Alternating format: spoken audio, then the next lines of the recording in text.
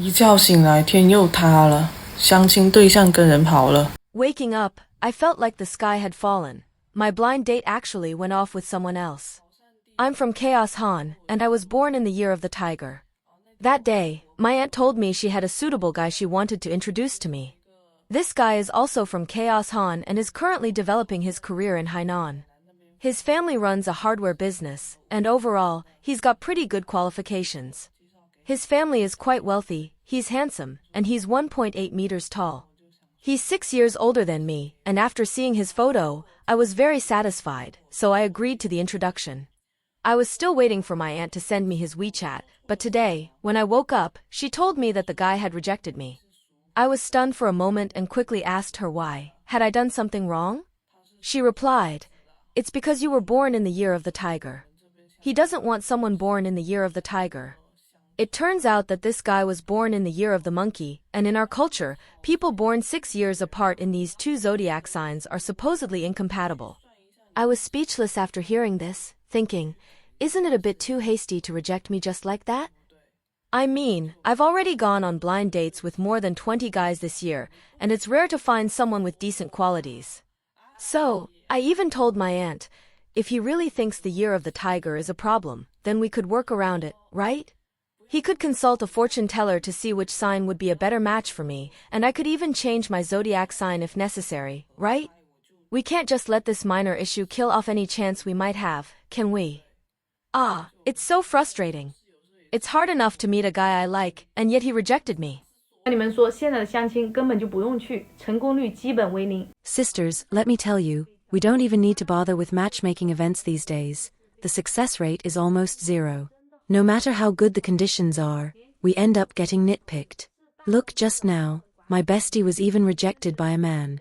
She was born in 1992, has a master's degree, and her conditions are truly outstanding.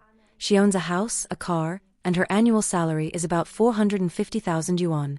She works as a mid-level manager in a large company. She feels that her career is stable now and she's achieved a bit, so she's starting to think about finding someone for life. With the end of the year approaching, she decided to try her luck at the matchmaking corner. There, she met a man born in 1990. He is 1.78 meters tall, also has a master's degree, and earns around 500,000 yuan annually. He's already bought a house in the city center. In her view, their conditions were a perfect match, almost like a match made in heaven. So she took the initiative to add him on WeChat, hoping to chat more.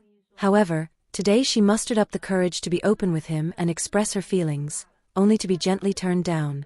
She was stunned. She wasn't lacking in qualifications, so why couldn't he give her a chance? The man explained that he preferred to find a woman born after 1995, and he didn't have high requirements for her income. As long as she had a junior college degree or above, that would be fine.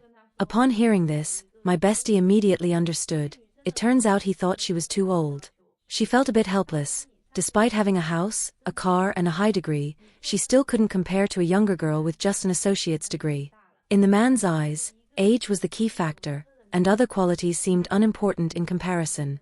30岁第一次相亲就被拒，给姐笑发财了。 I'm 30 years old this year, and just after the National Day holiday, my relatives arranged a blind date for me. Unexpectedly, my first blind date after turning 30 was immediately rejected, which is really both funny and frustrating.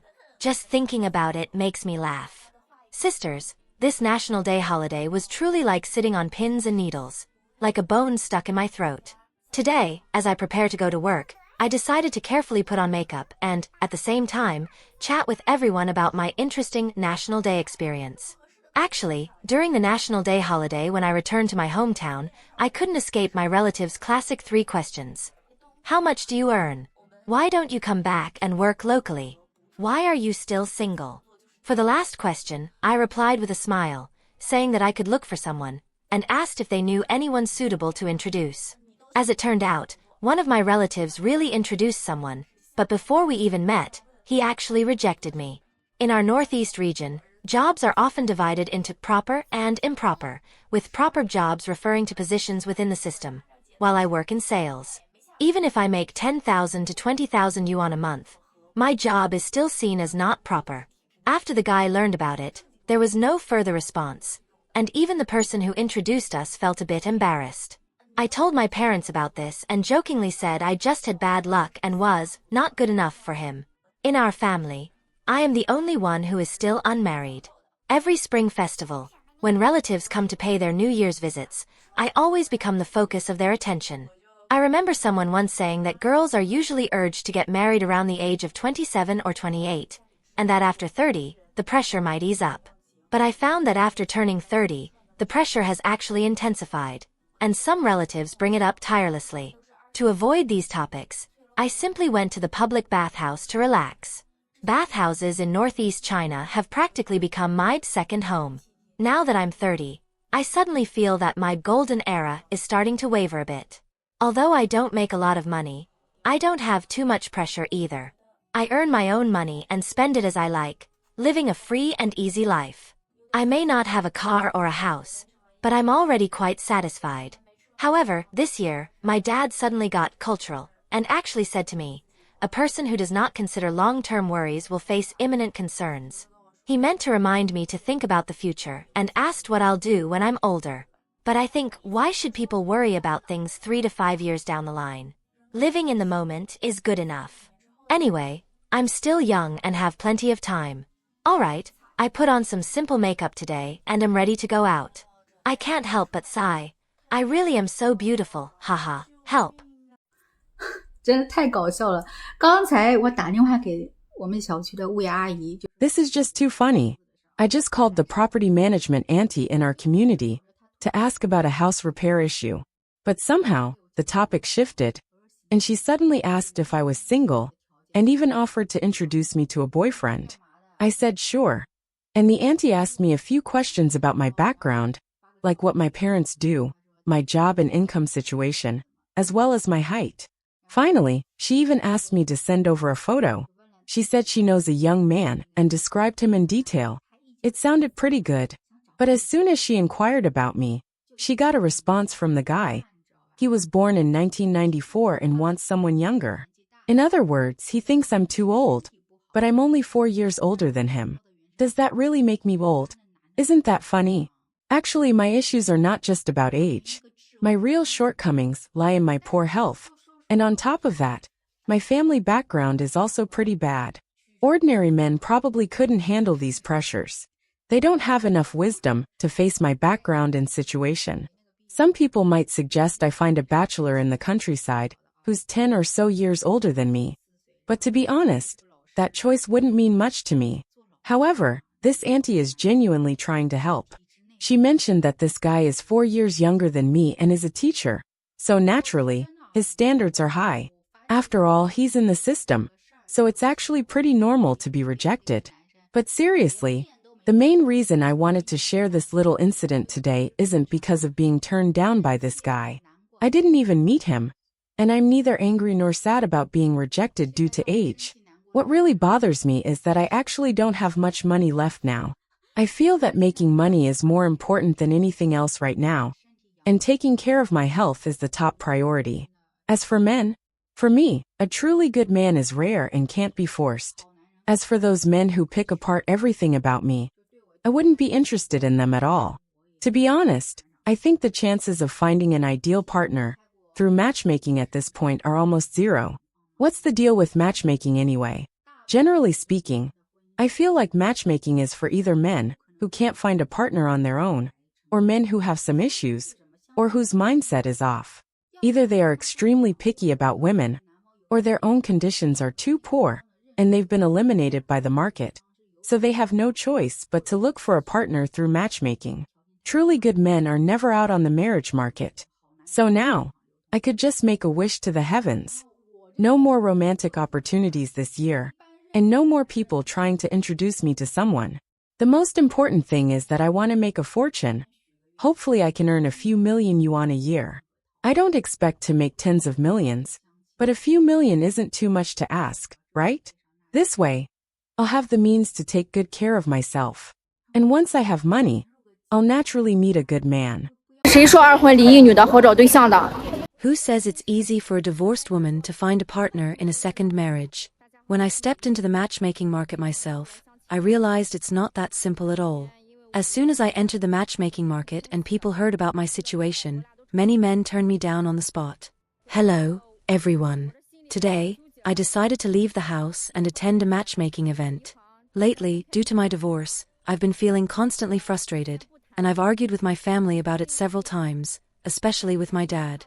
He's always worried I'll become one of those so-called older leftover women, pressuring me into going on dates. When he heard about this matchmaking event, he called me several times, urging me to check it out. He'd get so angry after a few words that I felt I had to go, just to give him some peace of mind, regardless of the outcome. When I arrived at the matchmaking venue, there were quite a few people, most of them accompanied by their parents, who were there to help find suitable matches. The place was covered with all kinds of information as everyone looked for their other half. It was said that over 100 people participated in this event.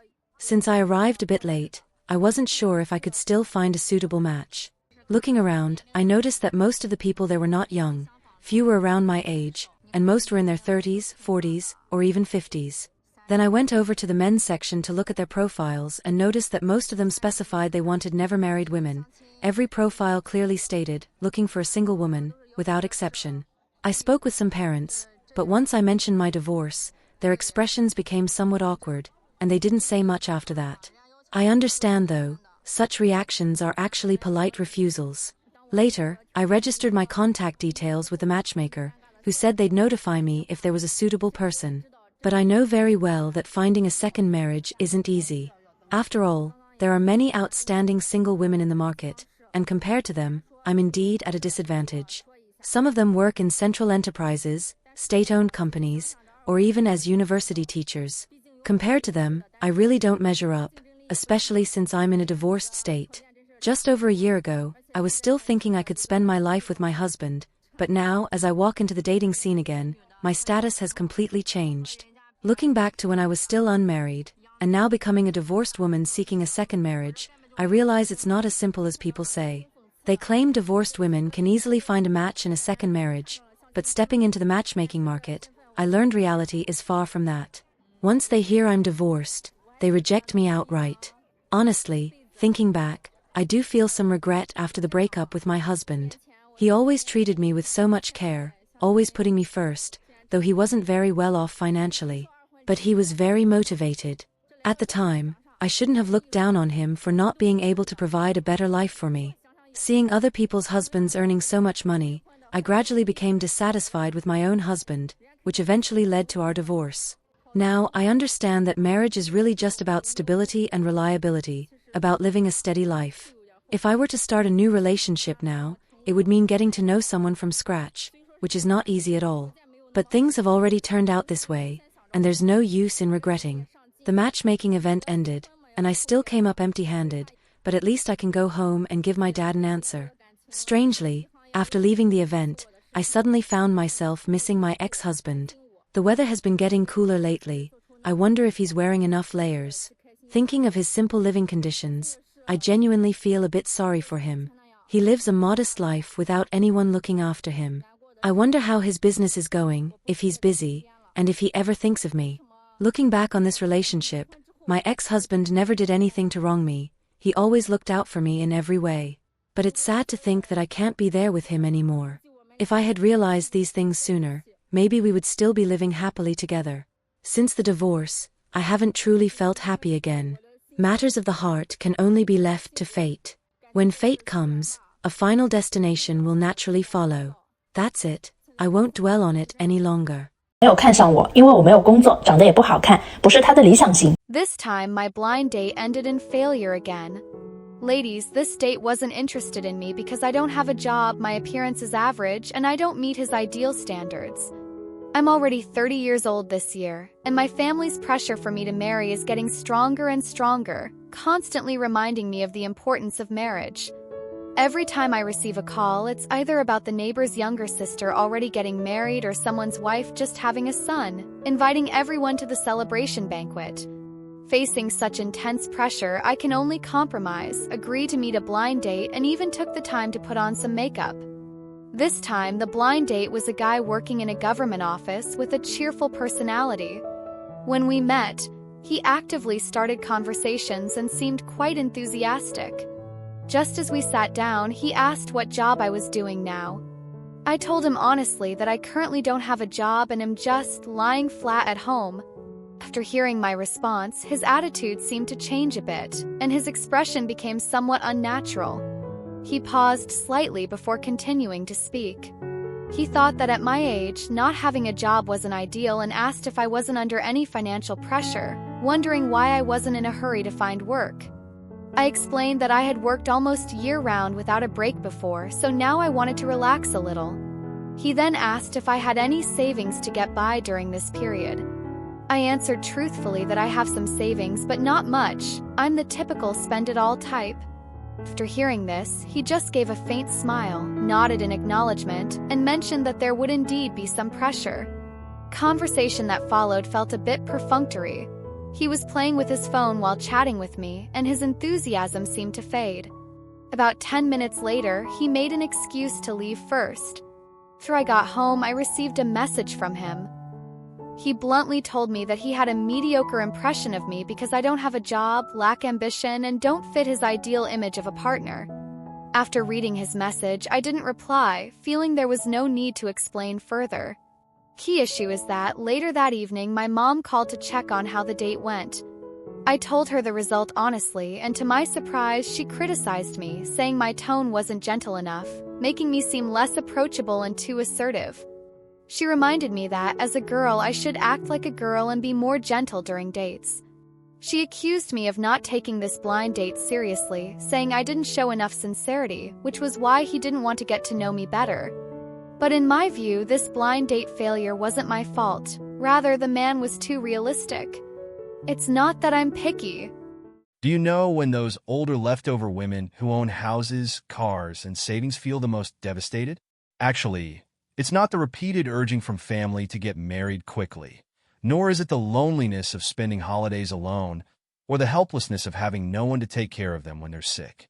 It's when they muster up the courage, dress up carefully, apply beautiful makeup, wear their most gorgeous clothes, and step forward with hopes for the future, only to be rejected by men again and again. When they feel lost about the future, a man suddenly appears who makes their heart race, filling them with hope, but ultimately, he chooses someone else, leaving them disappointed once again. What crushes them even more is when they actively lower their standards, no longer caring about a man's looks, height, or education, not even requiring him to have a house, car, or savings, thinking that maybe this will help them find a genuine partner. Yet, they still face rejection. Some men politely tell them, "You're too outstanding, I may not be worthy of you." Others are more direct, saying, "I'd rather choose a divorced woman who understands how to cherish marriage than an older woman who's 35 or 36 and still unmarried."